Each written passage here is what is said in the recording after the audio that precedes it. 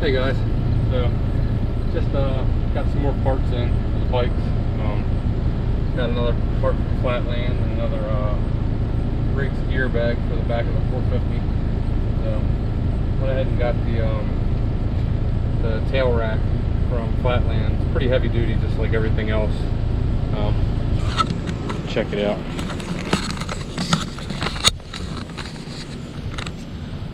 So I just have this sitting on here. I also added a strap just so it's easier to grab a hold of the bike. But it's a pretty sweet rack, other than being a little bit heavy, you know. It's the typical bolts in under the seat and you drill a hole in the back. But turned out pretty good. But I mean, again, like I always say with all the other Flatland stuff, very heavy duty, real fine quality. You know, don't think it's water jet, but it's probably, you know, real fine CNC. I mean, all the edges are rolled and beaded. It's real nice. I mean, you guys have seen the Flatland tag bracket, you know, minus all the mud up there. It's really heavy duty, so I like it. And the skid plate is really working out well. I've beat the crap out of it a good bit, as you can see in the few rides that I've had, and it's held up pretty darn good. I mean, it's only been on here for about a week or two, and the rally, the skid plate on that's holding up really well too. So that's also a Flatland part. So now the bike itself's getting a little beat up. We're approaching 5,000 miles, and I haven't exactly been kind to this bike. You know, I've really enjoyed this bike. So you can see the clear wrap is starting to show its age, you know, considering that the thing's been down so many times. I mean, you can see it here. That's just automotive clear wrap, good 3M stuff. If you have the opportunity and you got a brand new bike, wrap it. This thing, I guarantee, has been down 50 times on each side, and I take this stuff off. Yeah, it might take the stickers with it, but there's not going to be much for scratches underneath. I don't know if you can see all these scratches, but that's all just in the sticker. Same here. Now, I broke this, obviously, fallen. So this is one piece that I'm gonna have to eventually replace, which on super bikers, if you want to wait for the shipping, it's only, I think, $8 or $9, you know, plus the shipping. But this side, I actually broke. It finally gave way. I mean, this is actually some pretty tough stuff, but everything's holding up well. So I think I'm gonna end up needing a chain eventually for this thing. I felt like I might have had a dead link for the first 5 miles of the ride last week. I also got another ZETA front sprocket cover. It's actually a case saver for the 450L. I'll show you guys that in a minute. But the Riggs gear bag, this one's all dirty. This one's huge. I can actually put, probably, if I extend the top, I could probably put 24 cans of soda or beer or whatever you want in there. I know I can put at least 18 or so bottles of water if I wanted to. Not that I actually would. Now, I didn't need something this big. I accidentally ordered this, but it actually worked out good for this rack because it's so big. But this one is obviously a lot smaller, so it'll hold, say, a drill, you know, which is great because I always carry an air pump that's about the same size as the drill. Carry some extra GoPro batteries, you know, my registration, keep my wallet and my phone and stuff in the bag. And like I said, I always use these, put a strap on the bike so I can pick it up a little easier, which this bike's a lot lighter, but a lot easier to pick up, which actually probably gonna lose a little bit of the grab mount. You know, I'm gonna have to use the rack instead of the back fender. But it's real nice, like I said, great fit and finish. You know, we'll see how it goes first time I wreck the bike. This thing, I'm probably gonna do a chain and sprocket soon, not necessarily because it's worn out, but the tire is significantly taller. I think the original owner told me it was actually almost 3 inches larger in diameter, full diameter. So it's basically about, you know, it has that much more travel around every rotation. And that actually hurts me a little bit on the trail. I can't lug the bike as low because, you know, the tire is actually a little bit bigger. So I'm actually thinking about bumping up 2 teeth on the back sprocket, and hopefully that'll bring me back into a range where I can lug a little bit better and see how this thing really does. And unfortunately, my boots, I did not clear wrap this bike. I had all the time in the world to do it while I was waiting for the starter, and I didn't, and I'm already regretting it because my boots are just tearing up the plastics. Which, it is what it is. I know these plastic kits are like 150 bucks, you know.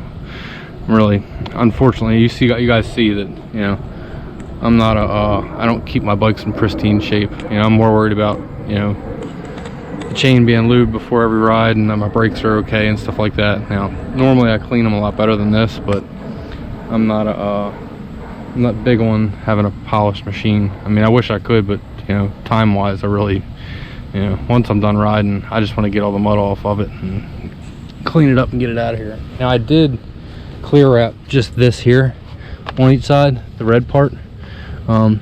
Did a kind of a crappy job, but it's holding up pretty good. I just had a bunch of pieces of clear wrap. They were actually pre-cut, so I just made them work. You know, like this is one section, this is one section, and then this is one section. But it's worked out good. I've dropped this thing quite a few times. Eventually, you know, I'll get around to doing it. By that time, it'll probably be, you know, worthless to even try, because once you start scratching the plastics up, generally it messes everything up. You know, you get air pockets underneath of the clear wrap. I mean, but you can even clear wrap your swing arm, you know, and it, believe it or not, it will do a lot of good. So eventually I'm going to put my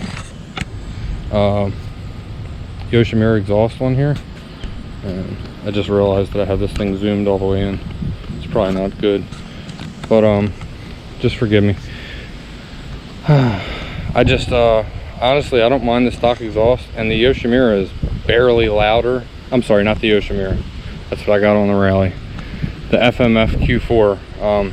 It's almost as quiet as the stock exhaust. So I'm not missing out much. I mean, if you watch my videos from the first time I rode the bike, it had the Q4 on it, and you could hear it.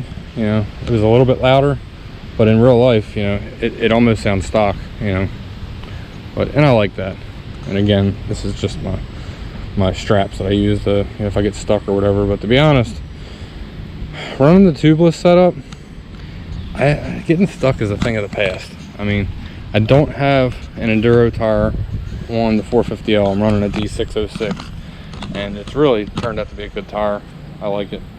But the enduro tire that I've got on the Rally, when they say traction control on the tubeless container, when you buy it, this tire, you know, on this bike, if you turn this thing below 10 psi, you can almost redline the engine, and it's barely going to spin the tire. I mean, you're going to have to be in some really loose stuff, but it's, you know, it's a great tire, you know, and tube setup. You know, even the tubeless does have a tube. It's got a bladder, and it's not really that hard to install. I mean, you're basically drilling a little hole in the rim. You've got your high pressure side and your low pressure side, you know, 100 psi over here, which squeezes the bead of the tire up against the rim all the way around, so you have a 100% wheel lock or bead lock on each side. I'm running the same thing on the 450L, and it actually does really good. It did better with the Dunlop tire than it did with the Moto Z, which I don't know if that had anything to do with the tire, to be honest. I think it was more to do with the rim, because on the Rally there's some really heavy ribs on the bead to basically keep it from spinning, so it made it a little bit harder to seal the bead up. But I put a little bit of bead sealer in there, and you know, like fix and flat kind of, but for farm use, and it immediately sealed it up. That was 6 months ago. I haven't had a problem at all. So, but basically, I'll show you guys the ZETA case saver real quick, and that's pretty much it. I'll get this thing put on. I ain't gonna bore you guys with the install video on a case saver, but yeah, it's pretty much decent little setup. The Rally isn't actually a case saver, and I really did not like that about the Rally, because you know, I abused the crap out of the thing. And anybody that's taken their front sprocket cover off of a 250L or a Rally realize really quick that it's full of mud, and it just destroys your chain. So that's why I went with the K-Saver. I mean, I'm sorry, the sprocket cover on this one not being a K-Saver, it still has the stock, the factory metal K-Saver there, which to me, yeah, it's not really doing too much. It's better than nothing though. And I actually tried to order a new hammerhead shifter, and this thing has just worn itself out in 6 months of use, unfortunately.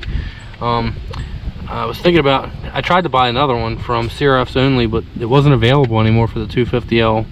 And the 450, I ordered one, and they didn't have it in stock, so I'm waiting to get that. But I'm gonna have to try and find extended hammerhead or whatever, any kind of shifter I can get for this bike, because the way the rally is set up, and I don't know if I've ever talked about this in the videos, but the ergonomics of this bike, if you see how high the peg is above the bottom, I mean, you're talking good 4 inches, and it makes me it made me have to put risers on the bike because I feel so high up, versus if you look at the 450L over there, your foot peg is almost at the bottom of the frame, and this bike is a lot more comfortable. You're talking maybe 2.5 inches, from here. And I wish I could actually get a set of brackets to lower the pegs a little bit, and then I would just adjust the shifter and adjust the brake to make it a little better, and it would make this rally so much easier to stand up and ride on.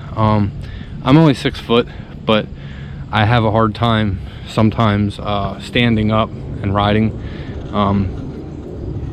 sometimes shifting while I'm standing up, but for the most part I'm hunched over, and really don't like that. But I love the ride. I don't have any complaints. It's just one of those things. I would like to change that if I could possibly do it, if they made a set of lowering rear sets maybe. But like I said, I took this out last weekend on the second day. Sunday I rode with Zach and I rode the rally, and I enjoyed it. I mean, getting on it and riding with that Olin's, it felt so squishy compared to riding the 450L. But this seat that I bought from Zach, it's the Fisher seat, it's just so comfortable. I mean, I really enjoyed riding it. My ass did too, because the day before I rode the 450L with the guys on the WRs and the YZs and the KTMs, and we didn't ride very long, but we rode a little hard, for the time that we had, and I was a little bit wore out when I got home. The next day it was nice knowing that I was going to get on the rally and take it easy. Even though I don't necessarily take it easy on this thing, it's pretty beat. I'm gonna eventually, I get my garage built, I'm gonna probably redo all the clear wrap and replace the plastics that need to be replaced. I know I'm gonna have to fix some brackets and all that stuff, but everything's been really good. All the ZETA, the levers and hand guards, all that stuff's held up very well. I mean, you guys see how many times I fall and drop the bike, and I have no complaints whatsoever. I did break this one. I think I hit a tree or something like that. It just, unfortunately, that was just the way it happened. But that's pretty much it for now. I just figured I'd do a quick overview on all the Flatland stuff I've bought for these two bikes and how good all of it's held up. I knew it would, just seeing that it was made out of 5 series aluminum, 5000 series, I think 5052. So it's really hard material, but it won't bend. If you do bend it, chances are it'll crack before it bends very far. I mean, it'll definitely bend to a degree, but it's hard stuff, very durable. Eventually I do want to get the levers sets from ZETA, but I've also considered actually getting a hydraulic clutch for this thing, maybe the Magura or something like that. And for anybody that's wondering, I do splurge on the bikes and stuff, but the reason I have the money to do this is pretty simple. At least as far as adding the parts to the bikes, I quit smoking like 2 years ago, and the amount of money that I saved from smoking, I was spending $250 to $300 a month on cigarettes. So what I do is, it's not usually about once every 2 months, I spend $300 on dirt bike parts, and it's just the money that I saved from smoking cigarettes, you know, and I feel better. I get to do the things that I want to do. And I mean, I love to ride. I've you know, I would pick, you know, going riding over pretty much anything.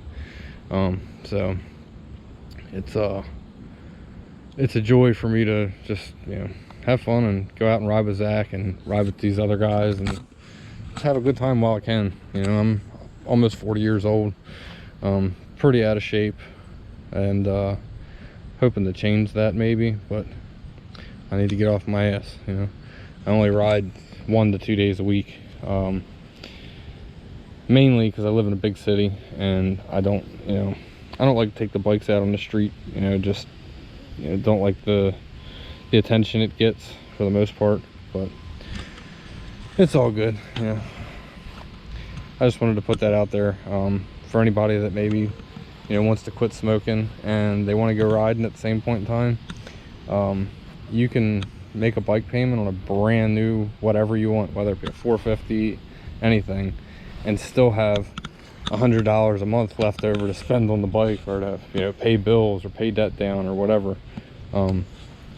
That's just, you know, my opinion, but basically that's what I've been doing for the past 2 years, and it's worked out for me. You know, and eventually you can only do so much to a bike, and I'm not really into blinging my bike up or anything like that. I just want to make it to where I can use it, you know, to the fullest that I possibly can, which isn't even 50% of what the bike's capable of, and I know that. I'm just out here goofing off, having fun, and really, when it boils down to it, I like to watch myself on TV riding, you know, especially when I do something dumb or crash, you know, I get a good laugh out of it, and I can also share it with everybody, and that's really the whole point of this, you know, putting the stuff on YouTube. And that's pretty much it. I just hope you guys enjoy this stuff. You know, I know a lot of you guys have questions and things of that nature, and I'm all ears. If I can help you, I'll help you, and if I can't, I'll point you to the right person that can. There's plenty of people in the community, you know, especially the 250L community, that they have a, you know, plethora of information on YouTube. I mean, there's just so many people out there, you know, outside of us, you know, especially Woodsman. He was my biggest influence on telling myself to go ahead and buy the Rally. Not because he has a Rally, because he hasn't. He had at the time an Africa Twin, and he had a regular 250L, and I wanted this. I wanted the 450L, but when it first came out, when I priced it after financing, it was almost 13 grand, and I'm like, it's you know how everybody says it's a darker shade KTM, you know, but that just wasn't in the cards for me. I couldn't see myself spending that. So what I did, I saved for a year on top of, you know, regular saving, and sold my street bike. I had a ZX14 and sold that to a 70-year-old man, and I bought this. I got like 5 grand for the ZX, and I had saved 4 grand. I think I saved my tax money, and I made the purchase and did this, and I don't regret it. You know, I was a little scared about the starter, and I'm still apprehensive about it because it acts a little funny sometimes. I don't start it in gear because it honestly sounds like it almost sounds like the engine has no compression when you do that. And I've read a little bit on Thumper Talk. Shout out to you guys for watching my videos. You guys are like 26% of my monthly views. For whatever reason, I guess for the starter reason, that's all I could find. But I learned that the decompression valve system on the exhaust valve can have issues, and that some people supposedly are cracking their engine cases. Now, it's very few people, but I can tell you guys I've had, you know, a major issue with this bike where the starter gears on the end of the starter shaft completely sheared off. You can check my old videos, you'll see what I'm talking about. And it actually messed up the intermediate gear also, and basically I had to wait like 3 months for new parts after the first time I rode it. And I don't know, I just hope it never happens again, but at the same point in time, like I said, I'm apprehensive because I don't want that to happen again, you know. And I mean, there's no reason that I can see that's going to happen again. I'm about 250 miles away from an oil change. I just purchased the Motion Pro oil filter magnet and a couple filters and gaskets and stuff. So if I see any metal left in there at all, it's coming back apart. And basically, you guys won't see this thing until I figure out, you know, what I can do to make this never be a problem again. At the moment, I don't think I have a problem, but the next oil change is definitely going to tell, as long as it makes it that far. Which right now everything's fine, you know, engine's cranking normal. You know, it's just when you have it in gear and you've got the clutch pulled in, it almost feels like the clutch drags a little bit, but at the same point in time, the engine, I don't know if you guys have ever heard an engine with a broken timing belt where it just turns too easy, like you don't hear the compression. That's almost what it sounds like. You can hear it in some of my videos. The last video, the hill climb redemption video, actually, I don't know if I put it in there, I'm sorry, but I have footage of the bike flaming out, and it makes this loud snap sound when the engine stops. It's like it kicks back, and that's what I'm really worried about, because I think that's when the people that have experienced the case cracking, that is the one-way clutch turning backwards, I do believe, and turning all the gearing backwards for the starter. And that freaks me out a little bit. So I would like to, if anybody knows anything about that, or that can point me in the right direction online, I would like to look into that. Because like I said, I want this bike to last. This is probably my 10th or 15th Honda in my life, you know, and I'm going back to, like, you know, welded together go-karts and stuff. But, you know, Hondas have always been good to me. I've had just about every bike out there. I've had Kawasaki's, I've had a couple Suzuki's, had a few Yamahas. You know, I like them all, but the Hondas, to be honest, have treated me the best. So that's pretty much all I can say about that. Never had KTM's, had a Husqvarna. It blew up on us pretty much, I think, the second time we rode it. First gear was like granny gear on that bike. Now, this is an old Husky from '87. It was a 250, the real long seat. And my uncle rode it, and he didn't realize that first gear was like literally granny gear. And he redlined it, dumped the clutch, and just banged through the gears. And when he came back after one ride, it had a rod knock. And I think he kept riding it, and it locked up very soon after that. But not to say it wasn't a good bike, it was just a rider error, and I don't know the history of it, to be honest. But that's gonna be it.